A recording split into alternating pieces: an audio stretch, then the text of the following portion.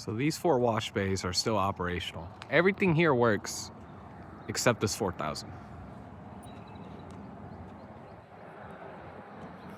And if you look on the floor in both of these bays, these both used to have track-driven systems from the 60s, albeit I don't know what kind because I'm not very knowledgeable in old-ass systems, but if y'all could let me know as to what used to be here, that would be greatly appreciated.